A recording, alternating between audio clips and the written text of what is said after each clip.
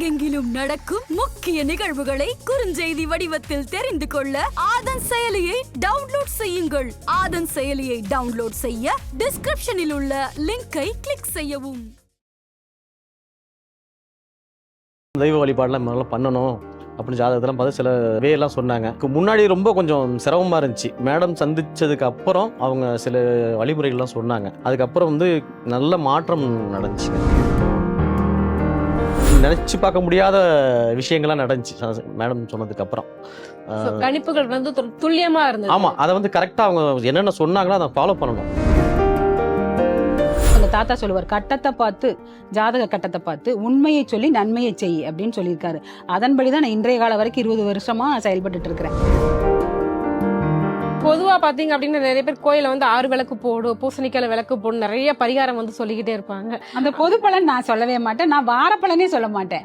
புரியுதுங்களா? ஒரு ஜாதகத்தை பார்த்து அங்க என்ன நிலைமையோ அதை தான் சொல்லுவேன். என்னுடைய மாணவர்களுக்கு நான் முடிஞ்ச வரைக்கும் ஒவ்வொரு நாளுக்கு ஒரு கட்டம் போடுவேன், அவங்களுடைய ஜாதக கட்டம். திரும்ப நான் உங்ககிட்ட ஒரு சந்தேகத்தின் அடிப்படையில கேட்கிறேன். உங்க நேம் சொல்லுங்க, ஒரிஜினல் நேம் சொல்லுங்க. மில்லர். ஒரு கிறிஸ்தவரா இருக்கீங்க. அப்போ அப்படி இருக்கிற ஒரு சூழ்நிலையில நீங்க இந்த மாதிரி ஜாதகம் எல்லாம் பாக்குற, இந்த மாதிரி இந்து கோயில்களுக்கு எல்லாம் போக சொல்றாங்க அப்படின்னு வீட்டுல சொல்லும் போது உங்க வீட்டுல என்ன சொன்னாங்க? நம்ம கிறிஸ்டின், இது வந்து இந்து அப்படின்ற இதெல்லாம் கிடையாது. நமக்கு பேசிக்கே பார்த்தோம்னா நம்ம எல்லாம் இந்து தான். எனக்கு அதுல உடன்பாடெல்லாம் கிடையாது. இந்த சாமி அந்த சாமி அப்படிலாம் கிடையாது. திருமணமே நடக்காது அப்படின்னு சொல்லி ஜாதகத்தை கொண்டு வந்து அழுவாங்க. அவங்களுக்கெல்லாம் நிறைய திருமணங்கள் நடந்திருக்கு. 41 வயசு, 43 வயசு, 47 வயசு, பெண்களுக்கு 36 வயசு வரைக்கும் திருமணம் நடக்காம இருந்த பெண்கள். இந்த மாதிரி கணிப்புகள் வந்து திரைகாணம்னு ஒண்ணு இருக்குது. அந்த திரைகாணத்தை பிடிச்சி கணிச்சிருவோம். நாங்க கணிக்கும் போது அந்த டேட்ல தான் கல்யாணம் ஆகும், அந்த டேட்ல தான் வேலை கிடைக்கும். சோ அந்த டேட்டும் சொல்லிடுவீங்க இந்த தேதியில தான். சார் வணக்கம். சார் வணக்கம். நடிகர் ராம்கி அவர்கள் நீங்க. ராம்கி அந்த ராம்கி கிடையாதுங்க, இது என்னுடைய பேரும் ராம்கி தான். உங்களோட பேரும் ராம்கி. உங்களுடைய ஒரிஜினல் பேர் என்ன சார்? ஆக்சுவலி என் ஒரிஜினல் பேர் மில்லர். நான் சின்ன வயசுல ராம்கி மாதிரி இருப்பேன். நான் அதனால ஃப்ரெண்ட்ஸ் எல்லாம் வச்சதுனால எனக்கு 30-35 வருஷம் அந்த அந்த ராம்கின்ற பேரே நினைஞ்சு போச்சு. என் ஒரிஜினல் பேரே எனக்கே மறந்து போச்சு. ஓகே சார், நீங்க என்னென்ன மாதிரியான சீரியல் எல்லாம் நடிச்சிருக்கீங்க, படத்துல நடிச்சிருக்கீங்க? நான் வந்து இப்போ திருமுருகன் சார் இன்ட்ரோடியூஸ் பண்ணி வச்சாருங்க குலதெய்வம் சீரியல்ல. அது ஒரு மெயின் கேரக்டர். அது ஒரு 2 வருஷம் நடித்தேன். அதுக்கப்புறம் தொடர்ந்து வந்து எனக்கு ஒரு 6 சீரியல், செம்பருத்தி, யாரடினி மோகினி, ஒரு ஊர்ல ராஜ்குமாரி, அப்புறம் விஜய் டிவியில் நீலக்குயில், அப்புறம் சுந்தரி வரைக்கும் பண்ணிட்டு இருக்கேன். எல்லாமே நல்லா மெயின் கேரக்டர் தான் பண்ணிட்டு இருக்கேன். இடையில வந்து படங்கள் 2-3 படங்கள் பெரிய படம் பண்ணுவேன். ஆரம்ப காலத்தில் நான் ஒரு 23 வயசு இருக்கும்போது விஜய் கூட நடிக்க எனக்கு ஒரு வாய்ப்பு கிடைச்சிச்சிங்க. செந்தூர பாண்டின்னு ஒரு படம். அப்போ வந்து நான் பேசிக் சினிமா வாய்ப்புகள் தேடிட்டு இருக்கும்போது அசிஸ்டன்ட் டைரக்டர் தான் ஒர்க் பண்ணிட்டு இருந்தேன் நான். அப்போது விஜய் சாரோட ஆஃபீஸ், எஸ்எஸ் சாரோட ஆஃபீஸ் வந்து எங்களுடைய ஆஃபீஸ்க்கு ஆப்போசிட்டில். அப்போ திடீர்னு அங்கே இருக்கவங்களும் பழக்கமாகி அப்புறம் என்னை கூப்பிட்டாரு. அப்போது திடீர்னு நடிக்கிறியா அப்படின்னாங்க. சரி, என்னுடைய டைரக்டரை கேட்டு நான் அவர்கிட்ட பர்மிஷன் கேட்டு போய் அந்த படத்தில் நடித்தேங்க. நான் மெயின் கேரக்டருங்க. விஜய் கூட வந்து 4 ஃப்ரெண்ட்ஸ் வருவாங்க. அதில் நான் ஒரு ஃப்ரெண்ட்ஸாக நடித்தேன் நான் அதில். ஆமாம், ரொம்ப எனக்கு விஜய் கூட நடிச்சது ரொம்ப பெருமையாக இருக்குங்க. கண்டிப்பா. ஓகே, இப்போ வந்து நல்லா நடிச்சிட்டு இருக்கீங்க, நல்ல லெவலில் போய்கிட்டு இருக்கீங்க. உங்களுக்கு மேடமோடைய அறிமுகம் உங்களுக்கு எப்படி கிடைச்சது சார்? மேடம் சந்திச்சது எனக்கு ரொம்ப ஒரு சந்தோஷமான ஒரு தருணம் வந்துங்க. அவர் இவங்களுடைய ஸ்டூடெண்ட் வந்து தியாகராஜன். அவர் வந்து இவர் வந்து நான் வந்து ஜல்சான்னு ஒரு படம் நடிச்சுக்கிட்டு இருந்தோங்க. கல்யாண் சார் டைரக்ஷனில் ஜல்சான்னு ஒரு படம், பிரபுதேவ் சார் ஹீரோ. அந்த படத்தில் ரொம்ப முக்கியமான ஒரு கேரக்டர்ல நடிச்சுக்கிட்டு இருந்தேன் நாங்கள். அப்போ வந்து சும்மா வந்திருந்தாப்புல, என் கூட ஊர்லேருந்து வந்திருந்தாப்புல. சரி, யதார்த்தமாக வந்திருந்தாப்புலங்க.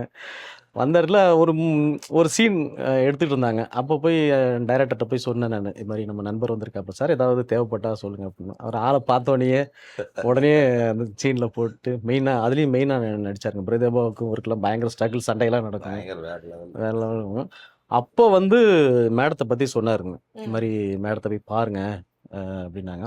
அப்புறம் மேடம் நம்பரை அவங்களுக்கு கால் பண்ணி அப்புறம் அவங்கள்ட்ட அப்பாயின்மெண்ட் வாங்கி மேடத்தை போய் பார்த்தேங்க. பார்த்துட்டு என்னுடைய ஜாதகம்லாம் பார்த்துட்டு சொன்னாங்க.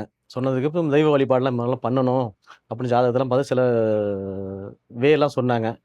அதுக்கு முன்னாடி ரொம்ப கொஞ்சம் சிரமமாக இருந்துச்சு. அதாவது பண விஷயமா இருந்தாலும் சரி, தொழில் ரீதியாக இருந்தாலும் சரி, ஃபேமிலியில் இருந்தாலும் கொஞ்சம் பிரச்சனைகளோட தான் இருந்தது. ஒரு நிம்மதி இல்லாமல் இருந்துச்சு வச்சுங்களேன். அப்படி இருந்தது. மேடம் சந்திச்சதுக்கு அப்புறம் அவங்க சில வழிமுறைகள்லாம் சொன்னாங்க. அதுக்கப்புறம் வந்து நல்ல மாற்றம் நடந்துச்சுங்க. நல்ல மாற்றம் கூட நிறைய மாற்றங்களே நடந்துச்சுங்க. அதுக்கப்புறம் நான் 2 படம் ஒர்க் பண்ணேன், ஆக்ட் பண்ணேன், அதுலேயே ஆக்ட் பண்ணேங்க. பெரிய படம் அந்த படம். ம். அப்படிங்க 2மே ரிலீஸ் வெயிட்டிங்கு. பிரபுதாஸ் படம் அந்த படம் வெயிட்டிங் ரிலீஸில் இருக்குது. அதுக்கப்புறம் 2 படம் மேடம் சந்தித்த பிறகு 2 படம் கிடச்சிருங்க. இப்போ ஒரு சீரியல் மெயின் சீரியல் பேசிகிட்டு இருக்கேன், அதுவும் வந்துச்சுங்க. ஃபேமிலியில் வந்து ஒரு அதாவது நினச்சி பார்க்க முடியாத விஷயங்கள்லாம் நடந்துச்சு மேடம் சொன்னதுக்கப்புறம். So, கணிப்புகள் வந்து துல்லியமா இருந்தது. ஆமாம், அதை வந்து கரெக்டாக அவங்க என்னென்ன சொன்னாங்களோ அதை ஃபாலோ பண்ணணும். ஃபாலோ பண்ணால் கரெக்டாக அந்த வீடு சில பொருட்கள்லாம் வாஸ்தெல்லாம் மாற்றி வைக்கணும், அதெல்லாம் பண்ணுங்க அப்படின்னாங்க. அங்கேருந்தே கால் பண்ணி இது மாதிரிலாம் பண்ணாங்க. ஜாதகத்தை பார்த்து உங்கள் ஜாதகத்தில் இது மாதிரிலாம் இருக்குது, அதை கொஞ்சம் மாற்றம் பண்ணுங்க அப்படின்னாங்க. அது மாதிரி அவங்க என்னென்ன சொன்னாங்களோ அதெல்லாம் பண்ணிட்டு இருக்கும்போது எனக்கு என்னோட லைஃப்பில் வந்து ஒரு பெரிய சேஞ்சஸ் கிடச்சிச்சு அவங்கள சந்திச்ச பிறகுங்க. ஆஃப்டர் மேடம் பார்த்ததுக்கு அப்புறம் உங்க வாழ்க்கை வந்து ஒரு திருப்புணர் ஆமா முறைக்கு கண்டிப்பா. போயிடுச்சு எனக்கு அப்படின்னு வந்து சொல்லலாம். ஒரு நண்பர் சொல்லும் போது கூட எனக்கு பெருசா அந்த ஜாதகத்துல எல்லாம் பெரிய ஒரு இதா இருக்கேன், நான் போங்க அப்படின்னு. அப்புறம் நீங்க ஒரு வாட்டி பாருங்க அப்படின்னு சொன்ன பிறகு சரி அவங்க சொன்னாங்க, சரி சொல்றாங்களே பண்ணுவோமே அப்படின்னு சொல்லி பண்ணதுக்கப்புறம் நிறைய சேஞ்சஸ் ஆச்சு. அதுக்கப்புறம் என் கூட நடித்த சக நடிகர்கள்ட்ட இருந்து இவங்களை ரெஃபர் பண்ணேன்.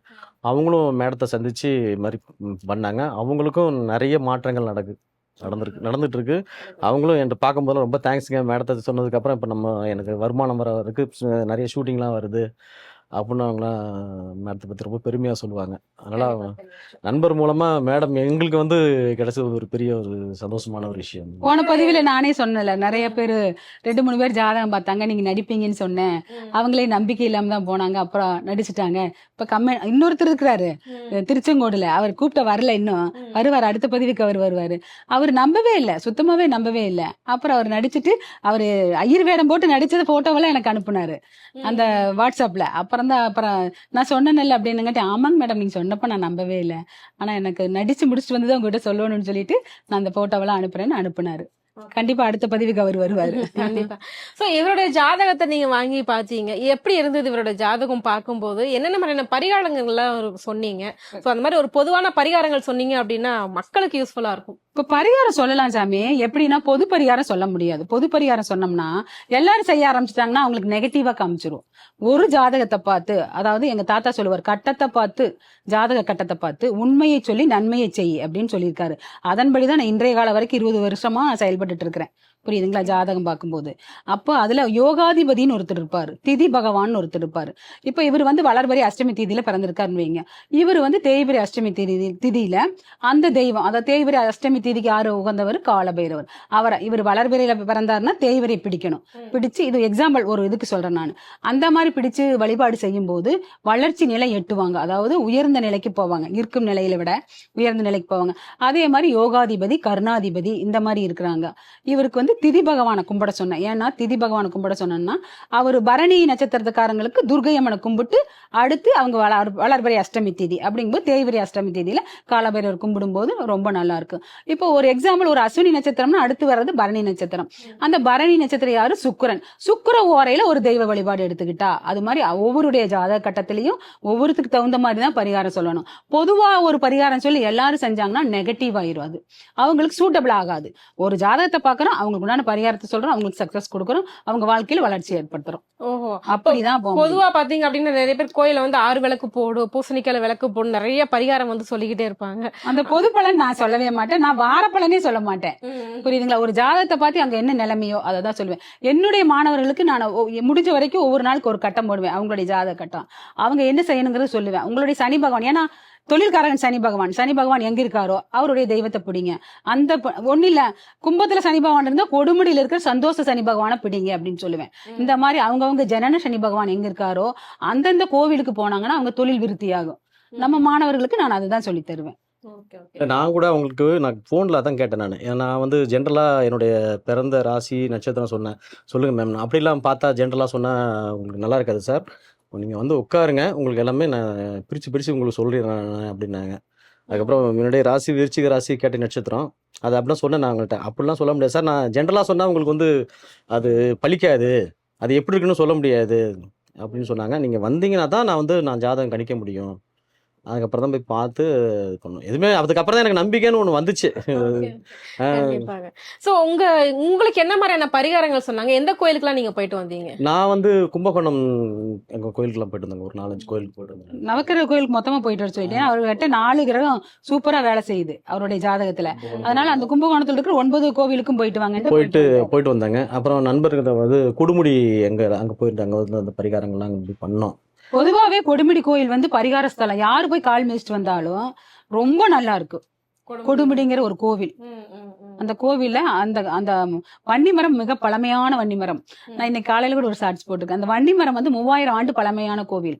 அங்க நல்ல ஒரு இவரை பிடிச்சு நல்ல சாமி கும்பிட்டு நல்லா அந்த கொடுமுடி மண்ணை மிதிச்சாலே நல்லா இருக்கும். திரும்ப நான் உங்ககிட்ட ஒரு சந்தேகத்தின் அடிப்படையில கேக்குறேன். உங்க நேம் சொல்லுங்க, ஒரிஜினல் நேம் சொல்லுங்க. மில்லர். ஒரு கிறிஸ்தவரா இருக்கீங்க. பொதுவா வந்து இப்ப பாத்தீங்க அப்படின்னா இஸ்லாமியர் கிறிஸ்தவர்கள் எல்லாருமே வந்து ஜாதகம் எழுத ஆரம்பிச்சிட்டாங்க, பார்க்கவும் ஆரம்பிச்சிட்டாங்க. நிறைய பேர் வந்து இஸ்லாமியர்களே முருகன் கோயில விளக்கு போடுங்கன்னு பரிகாரம் சொல்ற அளவுக்கு டெவலப் ஆயிட்டாங்கன்னு வச்சுக்கோங்க. சோ அப்படி இருக்கிற ஒரு சூழ்நிலையில நீங்க இந்த மாதிரி ஜாதகம் எல்லாம் பாக்குற இந்த மாதிரி இந்து கோயில்களுக்கு எல்லாம் போக சொல்றாங்க அப்படின்னு வீட்டுல சொல்லும் போது உங்க வீட்டுல என்ன சொன்னாங்க? இல்லை, வீட்டில் வந்து எதிர்ப்புகள் இருக்கத்தான் இருந்ததுங்க.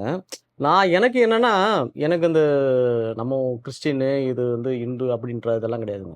நமக்கு பேசிக்கே பார்த்தோம்னா நம்மலாம் இந்து தான். ஆதி காலத்துலேருந்து பார்த்தீங்கன்னா எல்லாமே இந்து ஆதி தமிழர்கள் தான் நம்ம வந்து. எனக்கு அதில் உடன்பாடெல்லாம் கிடையாது. இந்த சாமி அந்த சாமி அப்படிலாம் கிடையாதுங்க. எனக்கு ஏதோ சாமி சரி சொல்கிறாங்க, நம்ம போய் பார்ப்போம் அப்படின்னு போய் ஒரு மாற்றம் நடந்தால் நல்லது தானே. அதனால போய் பார்த்துட்டு வந்தேன் நான். எனக்கு அந்த பாகுபாடெல்லாம் அப்போ இருந்தே கிடையாதுங்க. அவருடைய ஒரே குறிக்கோள் என்ன தெரியுமா? அச்சீவ்மெண்ட். நம்ம அவருடைய நினைச்சதை அச்சீவ் பண்ணணும் அப்படின்னு அதுல ஆணித்தரமா இருந்தாரு. போங்கன்னது ஒரு சடனா போயிட்டாரு. நிறைய ஆர்கியூ பண்ணுவாங்க நிறைய பேரு, ஆனா அவரு போயிட்டு வந்துட்டாரு. சோ போயிட்டு வந்ததுக்கு பிறகு, போறதுக்கு முன்னாடி இருந்ததுக்கும் போயிட்டு வந்ததுக்கு பிறகும் உங்க லைஃப்ல நடந்த சேஞ்சஸ் ஏதாவது இருக்குதா? நிறைய நான் எதிர்பார்க்காத இடத்துல இருந்தெல்லாம் வருமானம் அமௌண்ட் வந்துச்சுங்க. நான் கொடுத்த அந்த பணம் வரவே முடியாம இருந்துச்சுங்க. அதெல்லாம் நிறைய வந்துச்சு. வராது நினைச்ச அமௌண்ட்லாம் வந்ததுங்க. வீட்டுல சுபகாரியங்கள்லாம் நடந்துச்சு. பொண்ணுக்கு கல்யாண ஏற்பாடுலாம் நடந்துட்டு இருக்கு. அந்த மேடம் பார்த்ததுக்கு அப்புறம் தான் கல்யாண ஏற்பாடுலாம் விஷயங்கள்லாம் நடந்துட்டு இருக்குங்க எல்லாமே. அதனால தெய்வங்கள் வந்து மத ரீதியா வந்து நினைச்சோம்னா ஜாதகம் பார்க்கக்கூடாதுங்க. அதை தாண்டி உள்ளதுதான் ஜாதகம். ஆமா, சக்தி இருக்கு. அது வந்து இந்த மதத்தை வச்சுக்கிட்டு நம்ம இதுல பண்ணா இல்ல நான் கிறிஸ்டின் நான் மதம் பார்க்க இது ஜாதகம் பார்க்க கூடாது அப்படின்னா இது வேற. எனக்கு இவங்களை பார்த்ததுக்கு அப்புறம் நிறைய இது யோசனை பண்ணேன் நான். ஏன்னா முழுக்க இது சயின்ஸாவே தான் நான் பார்த்தேன். அதுக்கப்புறம் இது வந்து மத ரீதியாவோ இல்ல எந்த இதுல கிடையாது. இது தெய்வ ரீதியாவோ இதுல கிடையாது. இது வேற. நீங்க நிறைய பேத்துக்கு ரெஃபர் பண்ண அப்படின்னு சொன்னீங்க. நிறைய நடிகர்கள் சக நடிகர்கள் ரெஃபர் பண்ண அப்படின்னு சொன்னீங்க. நீங்க ரெஃபர் பண்ணதுக்கு பிறகு அவங்க பார்த்த பிறகு அவங்க அந்த பரிகாரம் எல்லாம் பண்ண பிறகு அவங்களோட லைஃப்ல சேஞ்சஸ் எல்லாம் வந்து ஆமா, உங்ககிட்ட சொல்லிருக்காங்க. அவங்களுக்கு வந்து ஹெல்த் ப்ராப்ளம் நிறைய இருந்துச்சுங்க.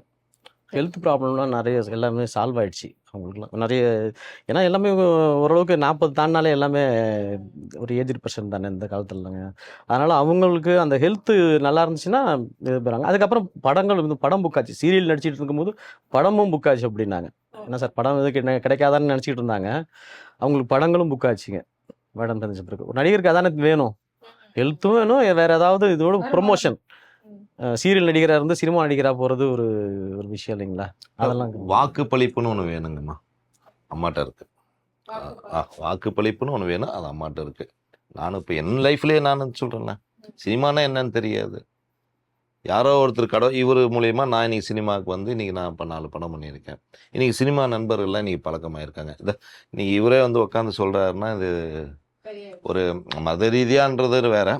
இன்னைக்கு அந்த ஜாதக நம்பர் அளவு இன்னைக்கு அம்மா மேல ஒரு நம்பிக்கை வச்சிருக்காங்கன்றதுல பெரிய விஷயம். அவங்க வந்து வருஷ கணக்குல வந்து கஷ்டப்பட்டு சினிமாவுக்கு முயற்சி பண்ணி வாய்ப்பு கிடைக்காம, சாப்பாடு கஷ்டப்பண்ணி, தங்க ரூம் கிடைக்காம இருந்து, வாய்ப்பே கிடைக்காம ஊருக்கு போனாலும் வந்த நாளே நடிச்சு நாளே சினிமா சாப்பாடு சாப்பிட்டு நாளே சினிமா காசு வாங்கினாருங்க.